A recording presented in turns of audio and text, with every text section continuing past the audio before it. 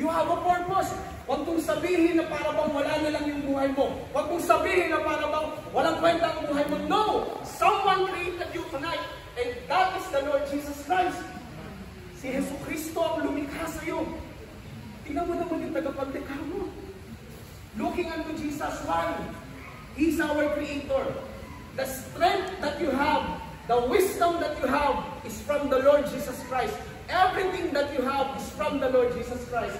Look with me in John chapter 3 or page number 270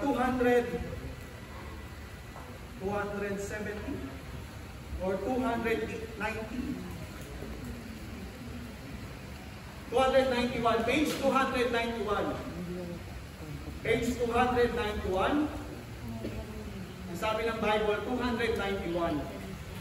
Si Juan ay sumagot at sinabing, ang isang tao ay maaaring tumanggap ng walang anuman, maliban na ito ay maibigay sa kanya mula sa langit. Lahat ng meron ka galing sa Panginoon. Yes, pinaghirapan ko yan. All the things that we have is from the Lord Jesus Christ. Yes, you might work for it. Yes, pinaghirapan mo, dugot at pawis mo yan, pero without God, you will have nothing.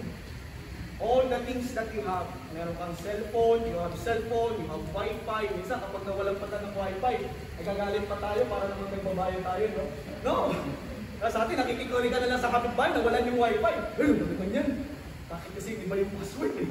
No? But all the things that we have is from the Lord Jesus Christ. I want to establish that thought, yung idea na ganyan, that all the things that we have right now is from the Lord Jesus Christ. The question is, nagpasalamat ka na ba kanina? Have you thanked the Lord for what you have right now? Did you thank the Lord, or have you thanked the Lord for what you have? Lord, thank you for this life. Lord, thank you for the food that we have eating right now.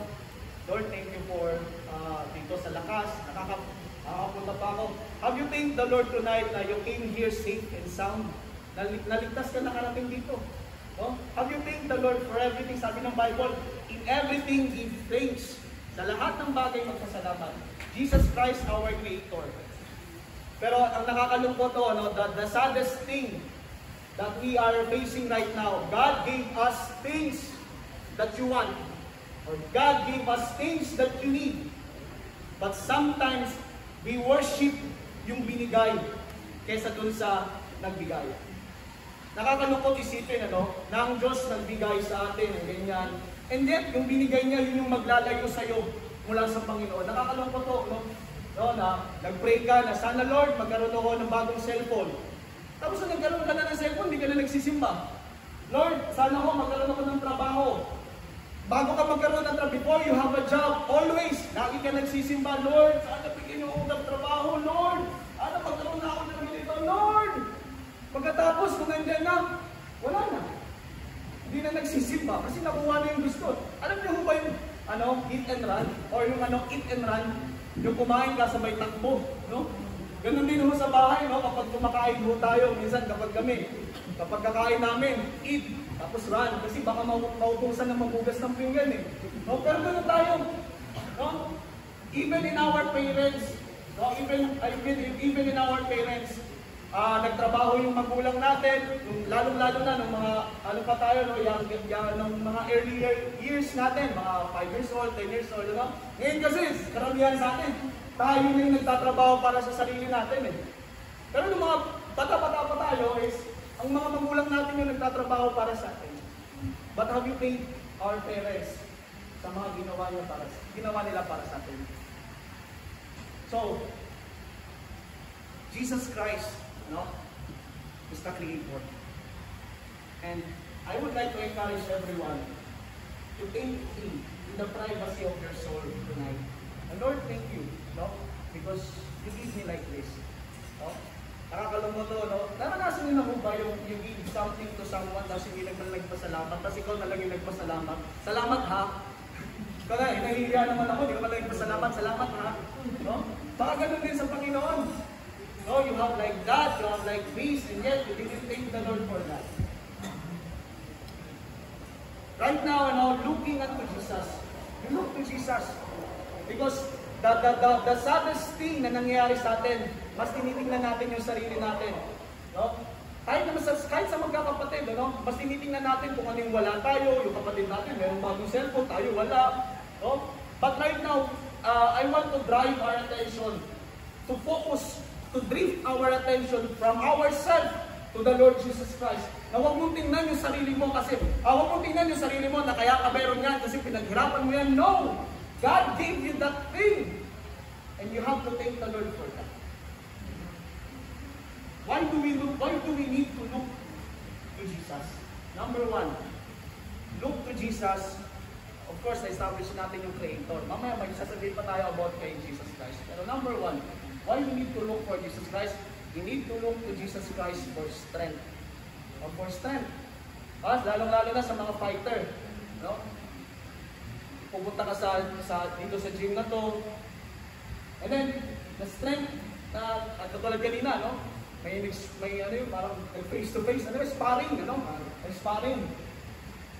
The strength na meron mo tayo ngayon is from God. Sabi ng Bible sa Philippians chapter 4, verse number 13. Sabi dyan sa page 624. I will be, just like what I said earlier, I will be telling pages na lang ho, so that you experience them to open the Bible. Baka kasi hindi na ho tayo nakapunta ng Bible. You know? So, page 624. Verse number 13. Verse number 13. Page 624, verse number 13. Sabi ng Bible, sabi ni Apostol Pablo, kasi after niyang maranasan lahat na naranasan niya, yung gutom, the hunger, the fullness, those things na naranasan niya rin mawalan. Ang naranasan niya rin magkaroon. And sabi niya sa verse number 13, magagawa ko ang lahat ng mga bagay sa pamamagitan ni Kristo na nagpapalakas sa akin. Sa pamamagitan ni Kristo na nagpapalakas sa akin. Kaya ka nakakapagtrabaho ngayon, kaya ka nakakapag-aral ngayon, dahil merong Diyos na nagpapalakas sa iyo. At huwag mong sabihin, hindi mo kaya. Kasi merong Panginoon na tutulong sa iyo, bibigay ng lakas para sa iyo. Sabi ni Apostol Pablo, I can do all things through Christ, which strengthens me. Sabi din ng Bible sa John chapter 15, verse number 5.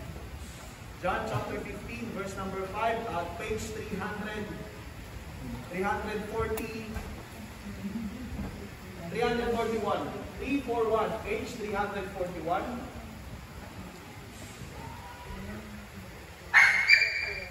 Page 341, verse number 5. Page 341, verse number 5. John chapter 15, verse number 5. Ako ang puno ng ubas, kayo ang mga sanga. Siya na nanatili sa akin, at ako sa kanya, ay siya rin ang nagbubunga ng maraming bunga, sapagkat kung hiwalay sa akin, kayo ay walang anumang magagawa. For without me, ye can do nothing. No? Lahat pala, no, even our strength, kung wala ang Panginoon, of course, He is telling this verse to His disciples. But even though na hindi mo tayo yung nandoon sa time nila, we can still say, and the Bible is true, that without God, He can do nothing. Kaya ka nakakapagtrabaho ngayon kasi mayroong Diyos na nagpapalakas sa'yo. Palagi natin sinasabi, wala akong blessing ngayon eh. Lalo-lalo na sa mga Bible studies, ano? Oh, blessing, blessing, blessing, blessing. So, nagtataas ng kamay. Wala pa kayong blessing? No? Sometimes like that, ano? Oh, blessing? No? Blessing mo, no? Nakakapunta ka sa school, o baka yung iba, ayaw ng school, doon lang sa trabaho, no? Nakakagising ka pa. Kaya ka gising ngayon kasi ang Panginoon, binibigyan ka pa rin ng pagkakataong mabuhay. Merong isang dahilan kung bakit buhay ka pa. Yun ay parang maligtas. Babangkitin natin yan mamaya. But why do we look at Jesus Christ? Number one is for strength. Especially sa mga fighter. And even those na hindi naman, wala naman sa sport. Yung katamaran, kailangan natin labanan. No, huwag niyo kakampihan yan, no? Mahirap kakampihan. Wala kang magagawa. No? Yung sa mga depression, common mo yan. But without God, He can do nothing. Sa anxiety, without God, He can do nothing. Sabi nga ng Bible sa Luke chapter 1, verse number 37. Luke chapter 1, verse number 37. Sa page number 173. 173. 173, verse number 37. 173, verse number 27, sapagkat sa Diyos ay walang anuman ang magiging di maaari. Medyo malalim, ano? Pero sa English, sabi ng Bible, for with God, nothing shall be impossible. You might think, or baka iniisip natin, na hindi ko kayang labanan ng depression, hindi ko kayang labanan ng anxiety, yung katamaran, or anything else, but with God, nothing shall be impossible. Para po ba yung sanga? Yun nga, yung binabanggit ni Jesus Christ sa mga disipulo. Walang magiging bunga, walang magiging resulta, walang magiging pagbabago kung ikaw bilang sanga ay hiwalay sa puno. Nakakita na mo ba kayong sanga na wala sa puno tapos biglang nagbunga? Wala akong ganon. Kailangan dikit siya. Kaya sabi ng Bible, for with God, nothing shall be impossible. So why we need to look at Jesus Christ? Number 1 is for strength. Number 2, for safety. No? Sino ba dito nakapagpabaksin na? Nice, nakapagpabaksin na, no? Safe na kayo, or safe na tayo, or kayo, ano? But you know what? Ang greatest fear ng mga tao ngayon, as I observe, ano, it's based upon my observation lang, no? Hindi naman to yung parang pinakaano talaga. It's just my opinion, as I observe things, that the greatest fear right now of the people is COVID-19 or Delta. No? And when the government or the doctors presented yung cure, ang dami hong nagpabaksin. Nung nalaman nilang may vaccine, pwede na tayo makaligtas sa pandemic na to. Magpabaksin na tayo. No? Tapos safe ka, no? Nakapag second dose ba? Baka iba niya, naka-third, tsaka fourth, kahit wala namang ganun, ano? Para safe na safe talaga. Biglang nasagasaan. Sabi ng Bible sa Hebrews chapter 9, verse number 27. Sa page 691. 691.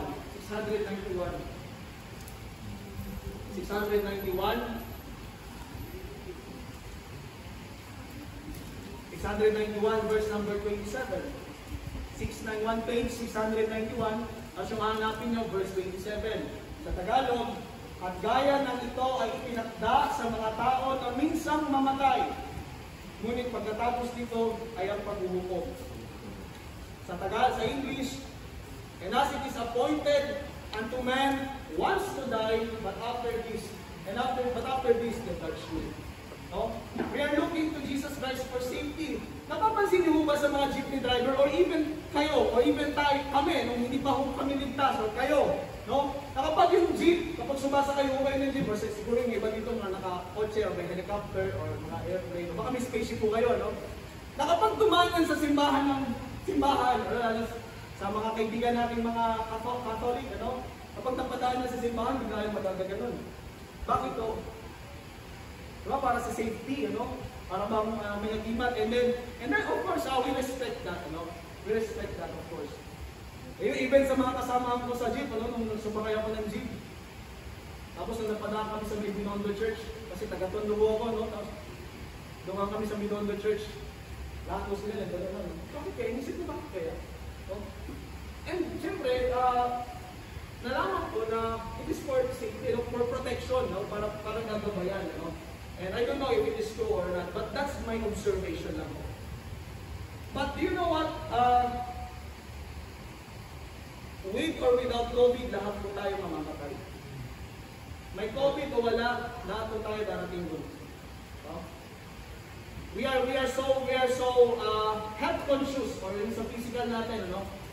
Sa akin hindi kasi hindi naman ako nag-gym. Umakit ako ng hagdan, pero yung mag-gym, siguro next time kapag sinipag ako, kasi nilalabanan ko rin ng katamaran eh. Minsan pinakampihan ko na nga eh. Mag-gym ba ako? Mag-exercise ba ako? Okay, nakampi mo na ako sa iyo. But, we are so conscious in our body, no, na nung nalaman natin, lahat po tayo hindi lumabas. Kahit nung pwede nang lumabas, pati ikaw hindi pa rin lumalabas. Hanggang ngayon, may mga tao pa rin nung hindi lumalabas. Bakit? Because of fear. And fear paralyzes people. No, dahil sa takot, wala ka nang nagawa. No? Imbis na magtatrabaho ka, dahil sa takot, hindi ka na nagtrabaho. Ito ka, namatay ka tuloy sa gutom. Hindi ka nga namatay sa COVID, namatay ka naman sa gutom. Dahil bakit? Dahil sa takot. No? And doon sa safety na pinag-uusapan natin, of course, no? in respect of those things or gods na those we worship or those we worship, we are looking for safety. Kaya nga nagkakaroon ng mga Diyos na tinatawag kay Buddha, kay Allah, Alala ko, dati may kwento, meron tatlong magkakaibigan. Yung Muslim, saka may dalawang magkaibigan na lang, May Muslim, saka Buddhist, Buddhist. So si Allah, saka si Buddha, Buddhist nila. Sino pa ba? Yung sa India, meron kaya kayo ng Diyos. Basta, sige, sabihin na natin tatlo. Yung India ko, di paligsahan ng Diyos. They are competing against, between their gods. Yung India ko, tumalon. Siyempre, binabanggit. Tumalon mo sa building, Kasi tinitingnan kung sino yung totoong Diyos. Yung isa tumalon. Pagtalon, binabanggit niya yung Diyos. Sabihin na natin na ang pangalan ng gods niya is Superman. Pagtalon, Superman.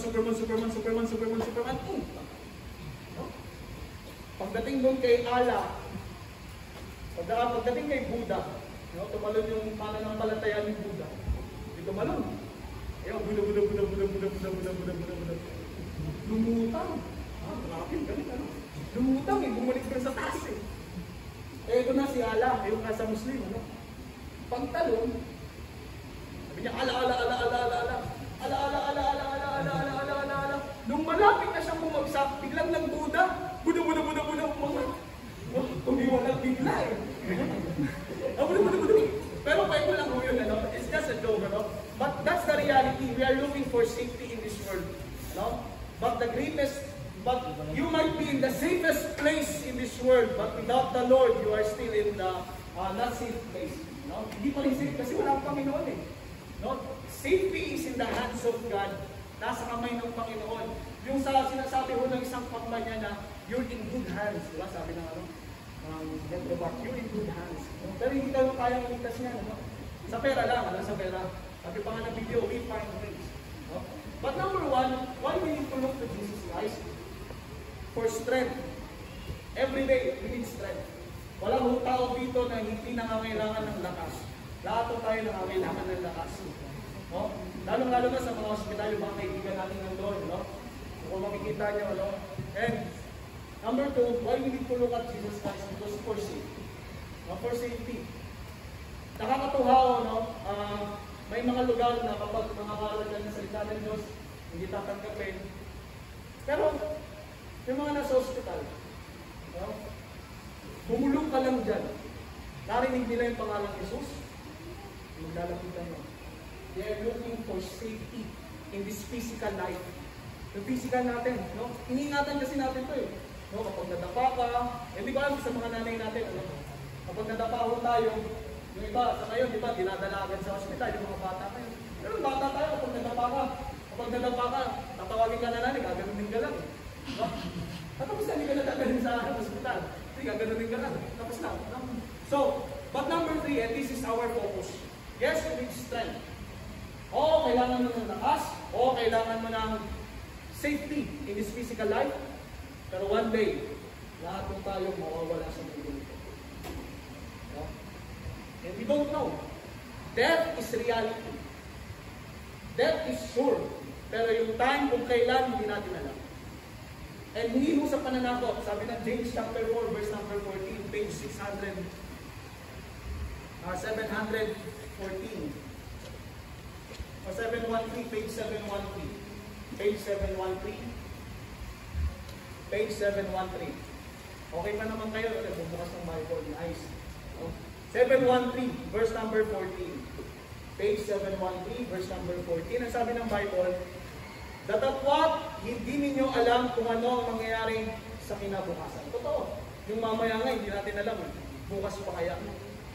Kaya yung kanta na may bukas pa, medyo hindi yung sinasabi na ng Bible. Bakit? Kasi hindi nga natin alam yung mangyayari sa kinabukasan False hope mo kapag sinabi na okay lang yan ba? May bukas pa naman Hindi, sabi ng Bible, hindi natin alam ang mangyayari sa kinabukasan. Sabi ng Bible, sapagkat ano ba ang iyong buhay? What is your life? It is even a vapor that appeareth for a little time and then vanisheth away. Ito ay parang isang singaw na lumilitaw sa konting panahon at pagkatapos maglalaho. Ano yung singaw? Hindi yung singaw na nandito sa bibig. Yung singaw na nandito sa bibig, at tagal mawala yun Pero yung singaw ho, kapag nagpakulo ho kayo ng tubig, ano? May singaw na lalabas, maglalaro din agad. Yun ho yung singaw na binabanggit ng Biblia. At kapag merong singaw na nag-stay, tumakbo ka na. Baka may multo. Kasi nag-stay eh. Kasi kadalasan kapag may singaw, nawawala agad yan eh. Kapag nag-stay, baka sikip kami daw, diba yun sa Dragon Ball. Pero kidding aside, ang ating buhay, ganun lang kabilis. Yung kausap mo kanina, bukas wala na. No? Hindi natin alam, no? Sa balita, makikita natin ang daming death. And dahil doon, wala na halos lumalabas. Kahit yung pagsisimba, next time na lang kapag wala ng COVID. Bakit? Kasi takot eh. Pero nakakapag-mall. Nakakapunta ng sinihan. O kung may siniman, ano? Nakakapunta ng palengke. Siyempre, kailangan eh. Kasi hindi natin nakikita kailangan yung simbahan. May pagpunta sa simbahan. Yung pagkain, nakikita natin pangangailangan. Makikipag-ano kapag yung panic buying. No? Panic buying, ano? Kami, nakikipanik lang kami. Nakikipanik lang kami, pero hindi kami bumibili. Napapanik lang eh. Nakikipanik, wala kami pera eh. Nakikipanik lang kami. Oh, yun yung nangyayari. Kasi takot mamatay.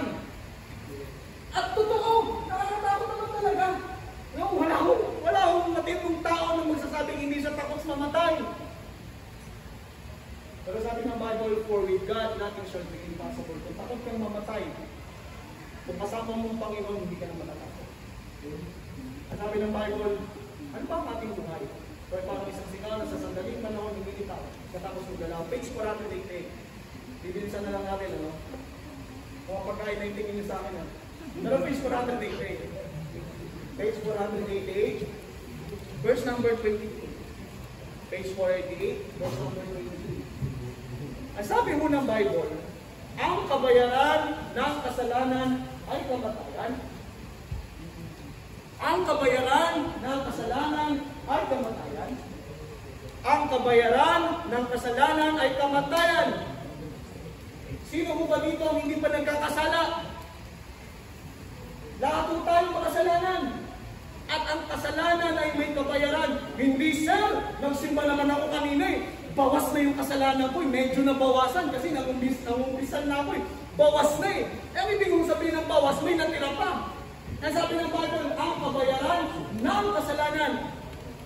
Ng kasalanan? Hindi mo binanggit ng Biblia, kung babasahin nyo, hindi binanggit ng Biblia na ang kabayaran ng mga kasalanan. Ang sabi ng Bible, ang kabayaran ng kasalanan. Kahit isa lang. Eh, sino ba dito magsasabing isa lang kasalanan niya? O? Sa dami-dami natin ginawa ng kasalanan eh. Anak, magkano yung toyo? 8. Kahit sa islang, meron ka pang pampiso net. No? Okay, may, kunyari sa mga binata ngayon, inutusan ng nanay. Nak, magkano? 20 ho. Kahit 15 lang, kasi yung 5 piso, pang na yun eh, pang yosin na rin yun eh. Ha? Nagagawa natin magsinungaling. At ang kabayaran ng kasalanan ay kamatayan. Ang ibig kong sabihin ng kamatayan sa Bible, gusto ko kong maunawaan ng lahat. Ang kamatayan sa Bible, ang ibig sabihin yan, paghihiwalay. Kaya kapag ako namatay, ang katawan, kaluluwa at spirito ko maghihiwalay. Ang kaluluwa ko hihiwalay sa katawan ko. At ang katawan ko ililibing sa lupa. Uuurin, gagawing pataba. Ang spirito, babalik sa Diyos. Maghihiwalay ho yan. Nakapanood daw ba kayo ng Mortis 5? Naghihiwalay yan? Hold out! Pero ayun ang ibig sabihin ng kamatayan. Maghihiwalay. At ang matitira na buhay ay yung kaluluwa mo. At hindi pa yun yung binabanggit ng Bible na kamatayan. Merong tinatawag na unang kamatayan. Yun yung physical. Yung physical na kung saan ingat na ingat ka. Bibili ka ng makeup, bibili ka ng ganito, bibili ka ng weight, yung iniinom para lumaki yung katawan. Ingat na ingat yung tayo dyan. Nadapa ka, bibili ka kagad ng Kasi ingatan natin yan. Pero one day, mamamatay tayo. Babawiin ng Diyos ang pinahiram niyang buhay sa atin. At kapag nangyari yan, saan pupunta ang kaluluwa mo? Yun yung gusto namin i-share. Hindi kami nag-share ng religion. Lagi mo namin sinasabi, kahit magsimba ka ng 10 years, 15 years, 20 years, or 25 years, or kahit mamatay ka na doon sa simbahan namin, hindi ka namin kaya ligtas. Hindi ka namin kaya dalhin sa langit. Sabi ng Bible, ipit lang mo natin yung 488, kung saan natin yung page 795. 795, bandang mulihan na po yan. Ipit lang natin yung 488. 795. 795. Page 795, verse number 8. 795, verse number 8. Ano sabi ng Bible? Page 795, verse number 8. Ano? Papasahin ko, ano? Huwag mo tayong masyadong excited. Ano? Baka binasa nyo na kagad eh. May patil nga tayo eh. Ano sabi ng Bible? Verse number 8, page 795. Datapwat ang mga matatakotin. Sino mo ditong matatakotin? Takot kang masaktan, takot kang mag-boyfriend or girlfriend mo. Ay! Ayaw ka na! Takot ako magmahal. No? Pero sabihin na natin exempted tayo dyan. No? Hindi tayo matatakotin. Apapakatao di at mo. Sabihin na natin matapang tayo. Pangalawa, at mga di nananampalataya. Sino mo ba ditong hindi nananampalataya? Sabihin na natin, wala rin dito. Hindi, wala siguro dito, no? Wala. Pangatlo, at mga kasuklam. Sino mo dito ang kasuklam? Sabihin na rin natin wala. At mga mamamatay tao. Of course, wala. No? Langgam, ipis, yun. Kapag lumipad, sakay ka. No? Sabihin na natin wala. At mga mapakiapid. Sabihin na rin natin wala. Exempted tayo dyan. Babait tayo eh, no? Ano ba? At mga mangkukulam. Ay, wala. Mukha lang. Promise, mukha lang, pero hindi ako mangkukulam. Hindi ako mangkukulam, hindi. No? Mukha lang. Sabihin na natin walang mangkukulam. Napagkamalan lang. Ano? At mga sumasamba sa Diyos-Diyosan. Sabihin na natin wala. So sa mga naunang mga binanggit na kasalanan, exempted ka dyan. Bakit? Kasi mabait tayo eh. Yun yung tingin natin sa sarili natin. Mabait kasi ako eh. Pupunta ako ng langit, bakit? Kasi mabait ako eh. Pupunta ako ng langit, bakit? Kasi tumulong ako sa church. Pupunta ako ng langit, bakit? Nagsuserve kasi ako. May feeding program nga kami. May medical mission nga kami. Pupunta ako ng langit, bakit? Mabait ako eh. Pero yung last, yun mga nauna, exempted tayo dyan. Hindi tayo yan. Pero sabi ng Bible, at lahat ng mga sinungaling. Sino ho ba dito hindi ko nakapagsinungaling? Please raise your hand. Lahat po tayo nakapagsinungaling na. Yung mga kasalanan na binanggit kanina, hindi ako yan. Imposible. Pero yung sinungaling, ay baka imposible. Imposible talagang hindi tayo yan. Lahat po tayo nakapagsinungaling. Imagine niyo kapag may umutot dito, wala ka amin. Ay, hindi ako yan. Promise, try natin. Pero wala ako. Promise, wala ka amin dyan. No? Bakit? Kasi yung tayo eh, makasalanan tayo. Kaya tayo tinawag na makasalanan, hindi dahil sa gumagawa tayo ng kasalanan. Kaya tayo gumagawa ng kasalanan kasi makasalanan tayo. Ang gulo, no? Medyo pagpababawin natin. Ang aso, tumatahol, hindi parang maging aso. Kasi aso siya eh. Kaya siya tumatahol kasi aso siya. Yung siya. Tayo ganun din. Kaya tayo gumagawa ng kasalanan kasi makasalanan tayo. Yun tayo. At yun yung namana natin sa unang ating mga magulang. Yung pagiging makasalanan. Kaya yung mga bata, hindi mo kailangan turuang magsinungaling. Magsisinungaling yan. Anak, ikaw ba kumain ng chocolate? Hindi po. No? Sino gumalaw nito? Hindi ako. No? Magtuturuan pa yan hanggang magsuntukan yung magkakapatid. No? Kasi nga sinungaling mo tayo. Makasalanan kasi tayo. Kaya natural sa ating gumawa ng kasalanan. Ano? May kabayaran mo yan. Ang sabi? Hindi, isang beses lang ako nakapagsinungaling. Sabihin na natin isang beses ka na nakapagsinungaling. Ano? No? Kaya sabi ng Bible, ay matatamo ang kanilang bahagi sa lawa na nagliliyab sa apoy at asupre na siyang ikalawang kamatayan. May una, yun yung physical. Yun yung ingat na ingat ka, kung ayaw mong masugatan kasi naglo-lotion ka. No? Yung mga, kahit konting eyebag, pinoproblema. No? Yun yung iingatan natin eh. Yung katawan, na kapag namatay, gagawin lang din naman mataba o uurin yung iba. Di ba? Kinikremate, nakakalungkot po yan ganyan, yung kinikremate, kasi hindi na namin kita. Yan sa tito ko, gano'n eh. Hindi yun na pala yung huli namin pagkikita. Ang huli na lang, nakita pa kami. Praise God, nabahagian namin ng salita ng Panginoon. Ayaw ko pa ang pumunta dun sa tito ko eh. Kasi Pasko yun eh, gusto ko na lang matulog na lang. Grabe ko, sige kapag napapayag niyo si mama na pumunta doon, sige pupunta ako. Pumayag. Sabi ko, Mama, ba't ka pumayag? Tutulog na ka lang tayo dito sa bahay eh. Pero yun na pa rin huling araw. Yun na pa rin huli namin pagkikita. And praise God, binigyan ako ng pagkakataon ng Panginoon na makapunta at pag-share ng word of God. Ano mo ibig sabihin ng ikalawang kamatayan? Doon na tayo mag-focus. Medyo patapos na tayo, practice cross my heart. Pero, anong ikalawang kamatayan? May unang kamatayan dito. Ano nga ibig sabihin ng kamatayan? Paghihiwalay. Maghihiwalayan. Katawan, kaluluwa, espiritu, maghihiwalayan. Ang matitira yung kaluluwa. Paano naman yung kaluluwa? Yun yung makakaranas ng ikalawang kamatayan. Ikaw, ako, yung kaluluwa. Hindi ikaw yung espiritu. Hindi ikaw yung katawan. Ikaw yung kaluluwa. Yung kaluluwa na mabubuhay habang panahon. Depende sa kung saan ka pupunta. Ano nga ibig sabihin ng kamatayan? Pag-iwalay. Nais ng Diyos na lahat tayo pupunta ng langit. At ang Diyos sa langit, ito tayo, magkasama sa Panginoon. Pero ano nga ibig sabihin? Ano nga sabi ng Bible sa page 488? Ang kabayaran ng kasalanan ay hindi. Ang kamatayan na tumutukoy dyan, yun yung binabanggit sa page 795. Yung ikalawang kamatayan. Bakit? Nais ng Diyos, ikaw at ako mapunta ng langit. Pero dahil sa kasalanan, tayo ay walang hanggang hiwalay sa Diyos. At saan yung lugar na yung impyerno? Sa madaling salita, binabanggit ang page 488, verse number 23, na kabayaran ng kasalanan ay pagpunta sa impyerno. Ikaw at ako, hindi ka man sigurado kung pupunta ka ng langit, pero nakakasigurado, sinasabi ng Bible, na ikaw pupunta ng impyerno. 100% sure. Mas sigurado pa yan sa safeguard na 99.9%. 100% sure. Pupunta tayo ng impyerno. Sabi ng Bible, bukas hindi natin alam. Baka bukas patay na tayo. Oo, fully vaccinated ka. Eh paano kung kumain ka ng noodles mamayang gabi? Binangungot ka, patay. Hindi epekto yung vaccinated mo. No, babarayan sa ilong, eh, sabi nila, di ba? Babangungutin ka, tapos patay. No, kahit gaano ka kaingat, kapag oras mo na, oras mo na. Pero hindi natin alam kung kailan yung oras natin. Ngayon, yun yung sinabi ng Bible. Balikan natin page 488. Ang kabayaran ng kasalanan ay kamatayan.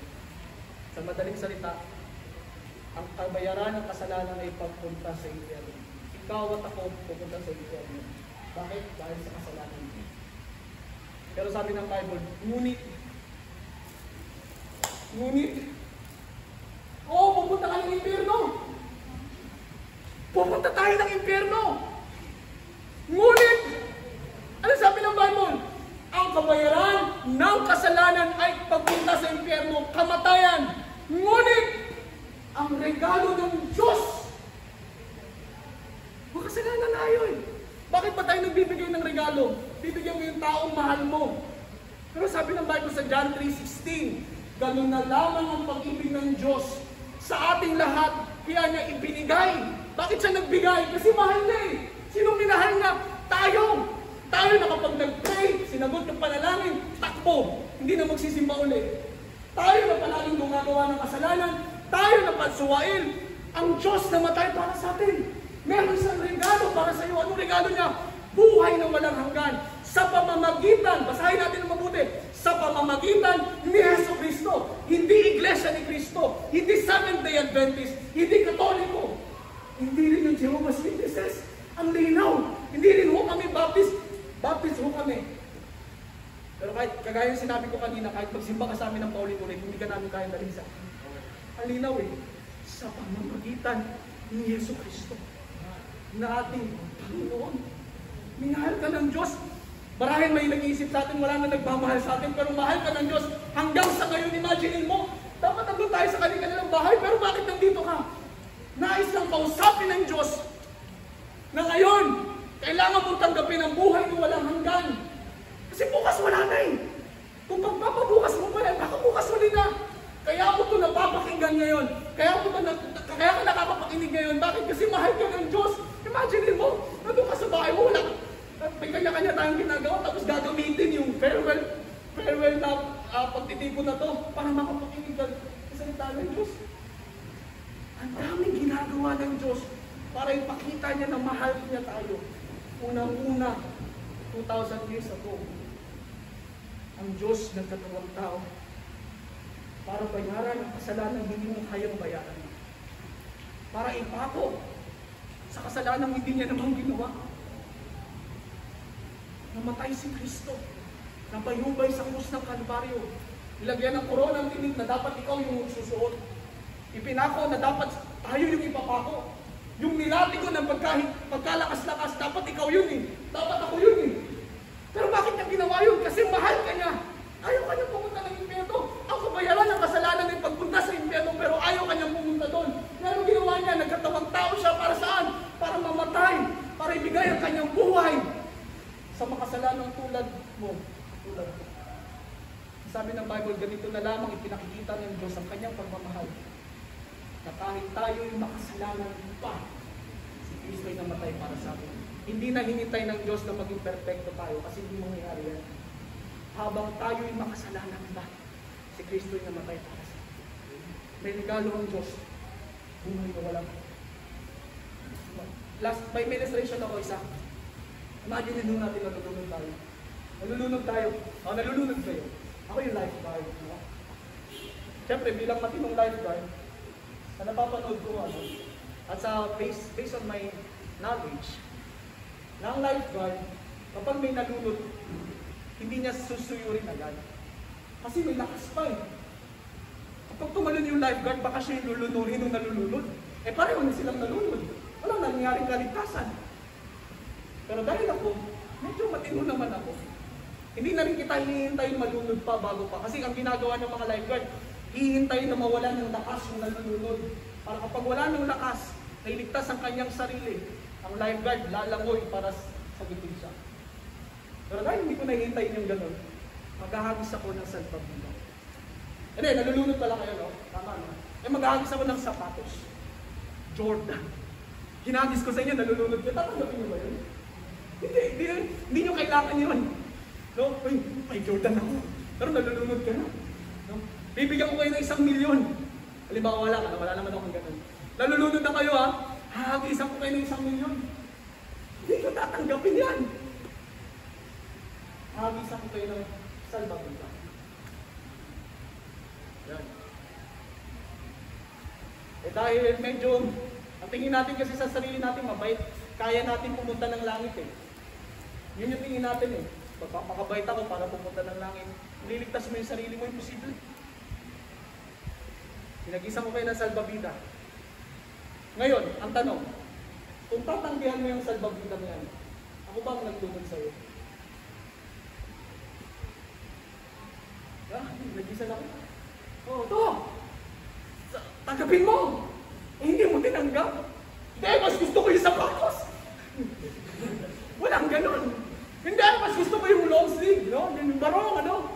Hindi, mas gusto ko yung face mask kasi pandemic na yun.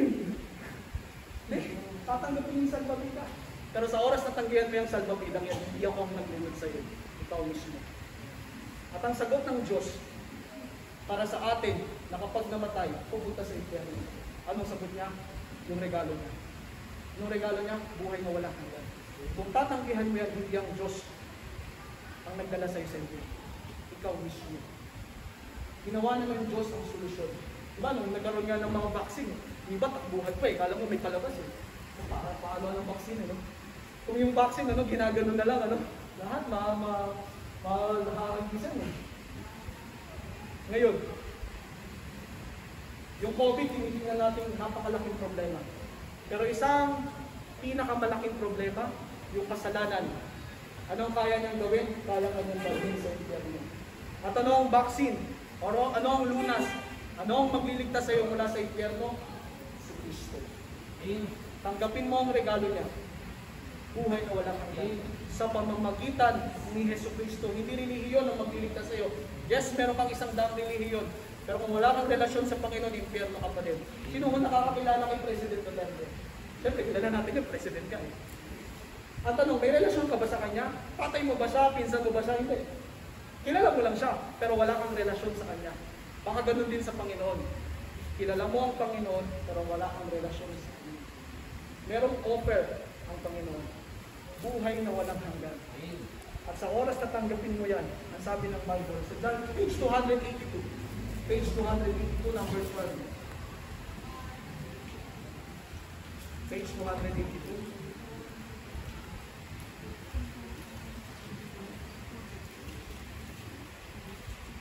Sabi ng Bible sa page 282. Verse number 12. Verse number 12. May regalo ang Diyos. Ang regalo, isa lang sa dalawa ang gagawin mo dyan. It's either tanggihan mo o tanggapin mo. Pero bakit mo tatanggapin yung regalo? Kasi kailangan mo. Nakita mo yung sarili mo na nangangailangan ng regalo, na buhay na walang hanggan. Kaya mo tatanggapin. No, sa kasal, may mga souvenir eh. Bakit mo tatanggapin? Nahiya ka na lang eh. Diba? Ganun. Dalawa lang naman ang dahilan yan. Nahiya ka o kailangan mo yung regalo. Pero I believe na dapat nating tanggapin yung regalong yan. Bakit? Kasi kailangan mo. Bakit? Pupunta ka ng impyerno eh. Mamaya, bukas ang kalawan, hindi natin alam. Yun yung kabayaran ng kasalanan, yun yung sigurado. Wala akong purgatorio. Malinaw. It's either langit or impyerno. Kapag wala ka sa langit, impyerno ka. Kapag wala ka sa impyerno, langit ka. Kaya nga nais ng Diyos, iligtas ka mula sa impyerno. At daling ka sa langit. At sino ang tagapagligtas? Si Kristo. Kaya nga siya tinawag na tagapagligtas kasi may ililigtas, may kapahamakan. At ang kapahamakan ay impyerno. Ang sabi ng Bible sa page 282 verse number 12, datapwat, gaya ng marami na tumanggap sa Kanya, ay binigay niya sa kanila ang kapangyarihan o karapatan upang maging mga anak o lalaking anak ng Diyos sa makatuwid sa kanila na nampalataya sa Kanyang pangalan. Hindi. Malalaman mo lang naman yan kung pupunta ka sa langit o sa impyerno kapag namatay ka na eh. Hindi ho. Kapag namatay ng isang tao, it's too late. English yun, ano? Huli na ho ang lahat. Ngayon ka, binibigyan ng pagkakataon ng Panginoon. Natanggapin ang regalo. Saan ka ba nakakita ng taong patay na binigyan mo ng regalo? Tatanggapin niya pa ba yun? Hindi na. It's too late. Diba? Kaya habang buhay ko, patanggapin mo ang regalo niya. Anong regalo niya? Buhay na walang hanggan. Para hubang ganito. Ito ang buhay na walang hanggan. Ito si Kristo. Ang buhay na walang hanggan ay na kay Kristo. At sa oras na tanggapin mo si Kristo, meron kang buhay na walang hanggan. Kasi ang buhay na walang hanggan ay na kay Kristo. Nasabi ng page 500, last verse. Hindi buhay na ito, ano? Ilalakasan ko na ho yung boses ko para sa mga nag-struggle. Na baka yung iba dyan, bigla na lang matulog. Page 744. Sorry po, page 744. Verse number 11, 12, at 13. 1 John chapter 5, verse number 11, 12, at 13. 744, verse 11, 12, at 13. Yung Tagalog muna. At ito ay ang patotoo sa English, and this is the record. May record ho. Na ibinigay ng Diyos sa atin. Ang nagsusulat ho, mananampalataya na ho. Siguradong pupunta ng langit. Ang kausap niya, ganun din. Kaya sabi niya, ito ang record. Makakasigurado ka na totoo ang sinasabi ng Diyos kasi naka-record. Ang sabi ng Bible, na ibinigay ng Diyos sa atin ng walang hanggang buhay. At ang buhay na ito ay nasa Kanyang anak. Yun yung sinasabi natin na kapag tinanggap mo si Kristo, nandun yung buhay na walang hanggan. Verse number 12, siya na kinaroroonan ng anak ay may buhay, at siya na hindi kinaroroonan ng anak ng Diyos ay walang buhay. Verse number 13, ang mga bagay na ito ay isinulat ko sa inyo na sumasampalataya sa pangalan ng anak ng Diyos upang inyo nawang malaman. Pwede palang malaman kahit buhay pa tayo. Malaman na tayo ay may walang hanggang buhay. At upang kayo naway manampalataya sa pangalan ng anak ng Diyos. Basahin ko lang po, ano? Hindi pa pala last verse yun, scam, ano? Pero sabi ng Titus, ako na lang po magbabasa. Kung gusto yung buksan niya, page 667, verse number 2. 667, verse number 2. Page 667, verse number 2, ang sabi ng Bible, 667, verse number 2, sa pag-asa ng buhay na walang hanggan. Yung buhay na walang hanggan, pag-asa natin yan eh. Na kahit hirap na hirap tayo sa buhay na to, na kami, na mananampalataya, kahit na nahihirapan, na wala naman kami ganun talagang pera, pero maasa kami. Sabi ng Bible, langit ang pagkukunguhan namin, 100% ko. Sigurado kami, napupunta ng langit. Pero sabi ng Bible, sa pag-asa ng buhay na walang hanggan, ng Diyos, na hindi maaaring magsinungaling. Totoo ang salita ng Diyos, na sa oras na tanggapin mo ang regalo niya, buhay na walang hanggan ang pangako niya. Ang nangako bago pang daigdig ay simula. Alam niyo ba, kung tayo magtatapos, alam niyo ba nung natapos si Kristo sa krus, may dalawa siyang katabi. Nakapako din sa krus. Again, nakapako ho sila. So, hindi na ho sila makakapagbenta. Hindi na ho sila makakapagsimba. Bakit? Kasi nakapako na sila. Oras na lang ang hinihintay. Baka minuto para mamatay. Ang katabi niya, parehong magnanakaw. Wala namang magnanakaw dito, no? Wala naman. Yes. No? Nice. Pero, yung katabi niya magnanakaw. Tinuturing natin yung masamang tao. Bakit? Kasi magnanakaw. Diba? Kung babaitan lang, diba? Kung babaitan lang, baka mas mabait ka pa. Magnanakaw po. Diba? Sabi ng isang magnanakaw, kung ikaw ang tagapagligtas, ligtas mo muna yung sarili mo, baka scam to ha. Ligtas mo muna yung sarili mo, bago mo kami ligtas, saka mo kami ligtas. Ligtas mo na rin kami. Sabi ng isang magnanakaw, sabi ng magnanakaw sa kapwa niya magnanakaw, hindi ka ba natatakot na ang kausap mo ay Diyos? Merong mong relihiyon na hindi naniniwala na si Kristo ay Diyos. Pero buti po itong magnanakaw, ni-recognize niya na ang katabi niya ay Diyos.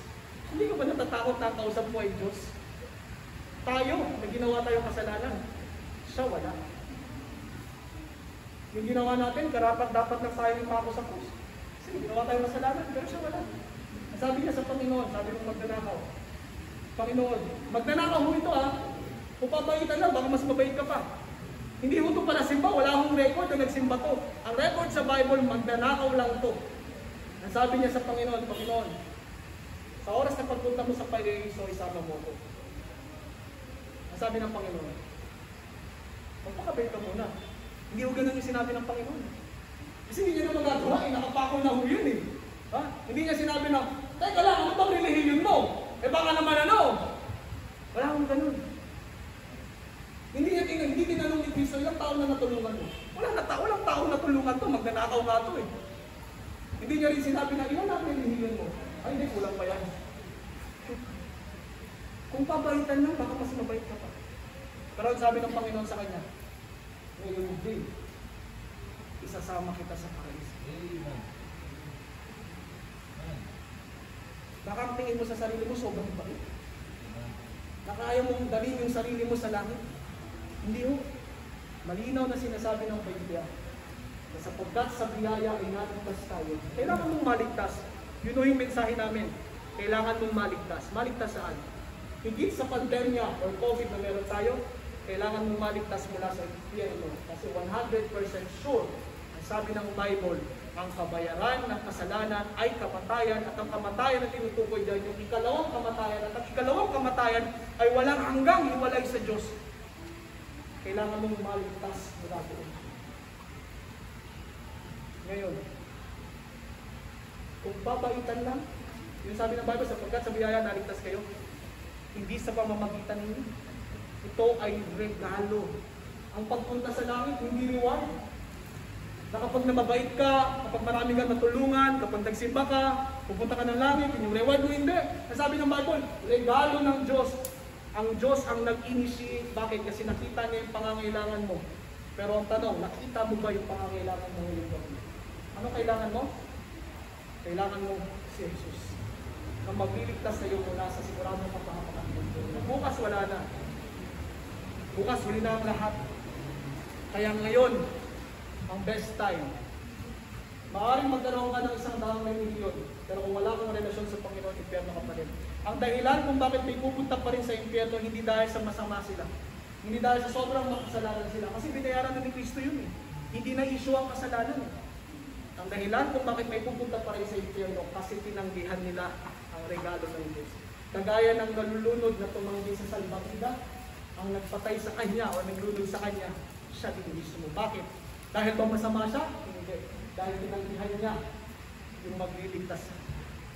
Ngayong gabi, sana naunawaan mo na higit sa kainan na meron tayo, higit sa regalo na yan, ang regalo ng Diyos sa iyo ay buhay na walang hanggan. Huwag mong tanggihan, baka bukas huli na. Habang magsasalita ako, ikit natin ang ating mga mata, buko natin ang ating mga ulo. Sabi ng Bible, manalangin ka, kausapin mo ang Diyos. Sabi ng Bible, Walang sino man, sabi ni Kristo, ako ang daan, ako ang buhay, ako ang katotohanan. Walang sino man na makakarating sa Ama kundi sa pamamagitan ko. Hindi relihiyon ang sagot, relasyon sa Panginoon. Paano magkaroon ng relasyon? Tanggapin mo si Kristo bilang Panginoon at tagapagligtas. Yung sabi ng Bible at ikaw ay Panginoon. Ngayon, anyayahan ko ang lahat ng iyong muko, kitang mata. O sabi mo ang Diyos, sabi mo, Panginoon, naamin ko po na ako'y makasalanan. Panginoon, hindi ko po kayang iligtas ang aking sarili. Panginoon, nakita ko ang aking sarili ngayong gabi. O sabi mo ang Diyos, sabihin mo ang pangangailangan mo, Panginoon, nakita ko na kabayaran ng kasalanan ay kamatayan. Nagpupunta ako sa impyerno, Panginoon. Inaamin ko po na makasalanan ako, hindi ko kayang iligtas ang aking sarili. Habang nagsasalita ako, usapin mo ang Diyos, tumawag ka sa Panginoon. Ang sabi ng Panginoon, kung sino man ang tatawag sa kanyang pangalan ay maliligtas. Tapos mo aminin na ikaw ay makasalanan, hindi mo kayang iligtas ang iyong sarili. Sabihin mo sa Panginoon, Panginoon, tinatanggap po kita. Maraming salamat sa iyong regalo. Tinatanggap po kita bilang aking Panginoon at tagapagligtas. Na umaasa na sa sandaling bawian mo ko ng buhay, ay dadalhin po ang aking paduluan. Salamat. Manalangin ka, bibigyan ko po kayo ng time. 1 minute, 2 minutes. Kausapin mo ang Diyos. Panginoon, namin po ng makasalanan ako. Panginoon, hindi ko kayang iligtas ang aking sarili. Hindi relihiyon pala ang sagot. Relasyon pala. Ngayon, tinatanggap ko po ang iyong regalo ng buhay na walang hanggan. Tinatanggap po kita bilang aking Panginoon at tagapagligtas. Nananampalataya po ako, Panginoon, na ginawa mo sa krus sa Panginoon. Kausapin mo, Panginoon, wala nakatingin sa katabi. Personal yan. Personal yan. Kausapin mo ang Diyos, Panginoon, ligtas mo po ako.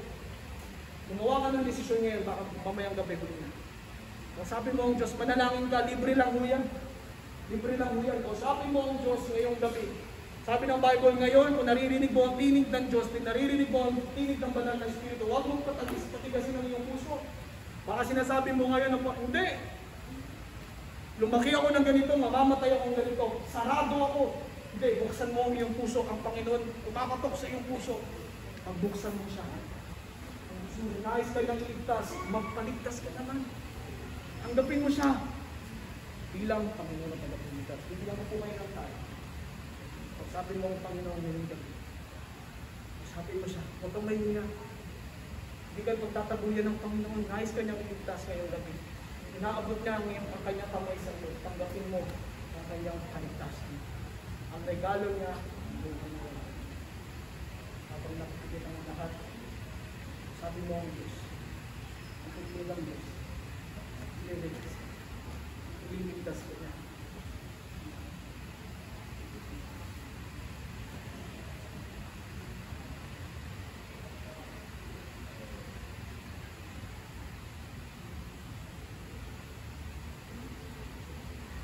Let's pray.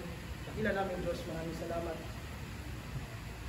sa aming Panginoon. Sana Panginoon sa aming mga bisita na hindi pa nakakakilala sa iyo bilang Panginoon at tagapagligtas. Sana Panginoon, tunay na tumanggap sila sa iyo bilang Panginoon at tagapagligtas. Panginoon, kung meron pa po dito na nagmamatigas, huwag mo pong hayaan na matapos ang araw na ito na hindi ka po niya tinatanggap. Huwag mo pong patulugin, Panginoon. Pagabagin niyo po ang kanyang puso. Kung meron man nagmamatigas dito, Panginoon, pagabagin niyo po ang kanyang puso. At iligtas mo po siya, Panginoon. Ito po ang aming samo at dalangin sa pangalan ni Jesus. Amen. Bago po tayo magtapos, hindi ko alam kung sino yung totoo. Baka naman nakayukulang kayo, baka tinulungin nyo na yung prayer. Sana mo, inamin nyo sa sarili nyo na makasalanan kayo. Tinanggap mo yung regalo ng Diyos na buhay na walang hanggan. Ngayon, ang tabi. Sabi ng Bible, kung sino man ang tatanggap sa Kanya, magkakaroon ng relasyon, di ba? Ngayon, anak ka na ng Diyos, sabi ng Bible. Tatay mo na siya, sabi ng Bible. Anong meron kayo? Relasyon. Sa relihiyon, kapag nakagawa ka ng kasalanan, pwede kang patalsikin. Diba? Pero sa relasyon, hindi nawawala yan. Habang buhay yan. Kaya nga ang regalo ng Diyos, walang hanggang buhay. Hanggang kailan yon? Walang hanggan. Kahit bawian tayo ng Panginoon ng buhay ngayon, ang kamatayan ay magsisilbing pintuan para malasap at maranasan ang langit. Hindi mo kakatakutan na yung kamatayan. Bakit? Kasi ligtas ka na eh. No? Ligtas na ho tayo. Yun ho yung term na sinasabi ng Bible. Ligtas ka na.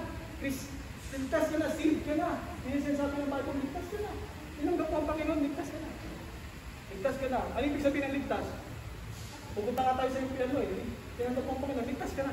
Hindi ka pupunta doon. Langit ka na. Ngayon ang tanong. Halimbawa, makagawa ka ulit ng kasalanan. Makasalanan pa rin naman tayo eh. No? Nakagawa ka ng kasalanan, nakapagmura, no? Nakasuntok ka dito, no? Hindi ka binayaran sa utang, basta nakapagmura ka. Kasalanan yan eh. Yun yung kasalanan ng bila ng karamihan sa atin. Kapag sinungaling, ang tanong, nakagawa ka ng kasalanan ha? Ang tanong, pupunta ka pa rin ba ng langit? Sino nagsasabing, hindi na? Sino nagsasabing, opo, pupunta pa rin ako ng langit? Sino nagsasabing pass? Next question please. Ha? Anong yung pinag-usapan natin? Relationship. Ha? Ako ho, bata pa po ako. Nung nakagawa ko ng kasalanan sa tatay ko, sa bahay, napagalitan niya ako, taga-tundo eh. Nagdilim yung paningin ko. Ano ginawa ko? Suntok ko yung tatay ko. Sabay ko. Papaluin ako eh. Nasuntok yung tatay ko sa mukha ko. Grabe. Hanggang ngayon kapag naalala ko yun, parang bakit ko nagawa yun? Obvious, kasalanan. Tama? Tatay ko yun eh. Sinuntok ko. Kasalanan. Hindi lang ako basta sumagot or hindi ko sinunod yung utos niya. Obvious, kasalanan. Sinuntok ko yung tatay ko eh. Umalis ako. Pumunta ko sa pag, umiiyak ako dun. Ang tanong, tatay ko pa rin ba siya? Tatay ko pa rin ba siya? Ang tanong, anak niya pa rin ba ako? Oo, magkamukha ka kami. Obvious naman. Kung makikita niyo yung tatay ko, no? Hindi mo nawawala yung relasyon. Paano ko sabihin ng tatay ko, simula ngayon, hindi na kita anak. Anak niya pa rin ba ako? Oo. Hindi nawawala ang relasyon. Dumadaloy sa dugo at ugat at kasukasuan namin na magtatay kami. No? Hindi nawawala ang relasyon. Siyempre, umuwi ako, saan ako uuwi? Sa bahay ng kapitbahay namin, sa bahay ng tatay ko. Bahay ng tatay ko. Ganun din sa Diyos. Relasyon ang pinag-uusapan natin, hindi ho relihiyon, wala ko kami binabahagi yung relihiyon. Relasyon. Ngayon, nakagawa ka ng kasalanan sa Diyos. Anak ka pa rin ba niya? Oo. Tatay mo pa rin ba siya? Oo. Magtatay pa rin ba kayo? Oo. Andun pa rin yung relasyon, hindi nawawala. Ang galing ano? Yun yung regalo eh. Yun yung kagandahan sa relasyon. Asan ka uuwi? Sa bahay ng tatay mo. Sino ba ang tatay mo? Ang Diyos. Saan ba nakatira ang Diyos? Sa langit. Doon ka pa rin magpunta. Sa langit. Ha? Yun yung kagandahan sa ano. Meron na ako share na kanta. Hindi naman ako ganun kagandahan na kanta. Alam niyo po ba yung kantang Ako Ay May Lobo? Hindi yun yung kakantahin ko. Kakantahin ko yung katono lang. Lagi ko nung sinishare kasi ang ganda lang ng mensahe. Ang sabi ng kanta, ako ay may Kristo, nandoon sa langit, hindi ko man makita, nasa puso ko siya. Sayang ang buhay mo, kung mapa-impyerno, tanggapin lamang siya, sa langit ang punta. Hindi mo relasyon, hindi mo relihiyon, relasyon sa Panginoon. Praise God, ligtas ka na. 100, hindi mo po safeguard. No? Salvation ko. Ang safeguard, 99.9%, may 0.1 pa eh. May butal pa ito, walang butal. Kompleto ang kaligtasan ng Diyos. Ligtas ka niya. At sana ko sa mga bisita namin, tunay at totoo at tinanggap ko ang Panginoon. Kung tunay yan, pangwalang hanggang buhay yan. Ang kamatayan, mamamatay tayo lahat, pero ligtas ka niya. Sabi ng Bible. Last verse, no? Ang ganda lang, last verse ho, bago tayo magtapos. Sa page number 495, ito ho yung assurance na tinatawag natin. Paano ko makasigurado na gamot ay laging bago? Hindi. Paano ko makakasigurado na yung tinanggap ko pang habang buhay na? Ang sabi ng page 495, verse number 38 at 39. Yung may guhit sa taas, nakikita nyo naman yan. Yan ang kagandahan sa Bible na ito, may mga guhit. 495 verse 38 to 39, sabi ng Bible, sapagkat ako ay nakatitiyak, wow, sigurado, ligtas ka na ba? Amen! 100% pupunta ka ba na? Amen! Bakit? Mabait ka? Hindi! Pero may regalo akong tinanggap. Nakatitiyak ako, sabi ng Bible, na hindi ang kamatayan, ni ang buhay, ni mga anghel, ni mga pamunuan, ni mga kapangyarihan, ni mga bagay na sa kasulukuyan, ni mga bagay na darating, ni ang kataasan, ni ang kalaliman, ni anumang ibang nilalang ay makatayang ihiwalay tayo mula sa pag-ibig ng Diyos na na kay Kristo. Hindi ka pwedeng ihiwalay. Yun yung sinasabi namin palagi. Once saved, always saved. No? Kung tinanggap mo ang Panginoon ngayon, panghabang buhay niyan, kung totoo. No? Yun yung Kristo, kung totoo. Baka naman yung iba nagpanggap lang. Hindi pa uli ang lahat. Sa mga hindi pa talaga tumatanggap sa Panginoon, huwag mo nang ipagpapabukas. Yun yung binasa natin kanina eh. Huwag mo nang ipagpabukas. Hindi mo alam ang mangyayari sa bukas. Hindi, Katoliko ko eh. Hindi, Iglesia ako eh. Hindi, Jehovah's Witnesses ako eh. Seventh-day Adventist ako. Wala akong pake. Hindi naman yun yung pinag-uusapan natin. Ang pinag-uusapan natin, relasyon. Baptist mo kami, pero hindi namin kayo hinihikayat na maging baptist. Kasi lilaw eh. Sa pamamagitan ni Jesucristo na ating Panginoon. Purihin ang Diyos sa kanyang salita. Sana ko, tunay na tumanggap kayo. Relasyon, hindi religiyon. Maaaring magkaroon ka ng isang daang religiyon, pero kung wala kang relasyon sa Panginoon, hindi yan makapag-ibig. Let's pray. Panginoon, maraming salamat po sa gabi nito. Maraming salamat, Panginoon, sa aming napakinggan. Tunay nga, Panginoon, na sa kabila ng aming napapagdaanan ngayon, ay nandyan ka. At kahit sa kabila ng maraming beses naming pagtalikod sa iyo, Panginoon, kinatagpo mo po kami ngayong gabi. Na hindi pa rin kami nakatakas, Panginoon. Napakinggan namin ang magandang balita. Na sa kabila na kami ay pupunta sa impyerno,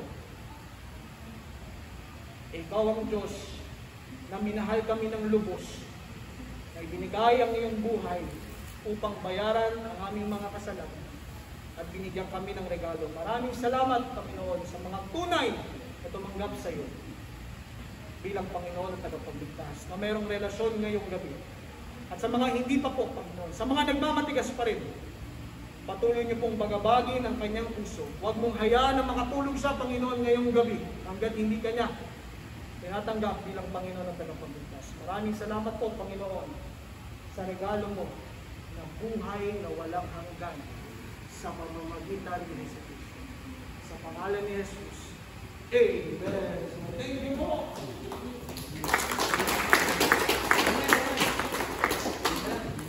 Very clear.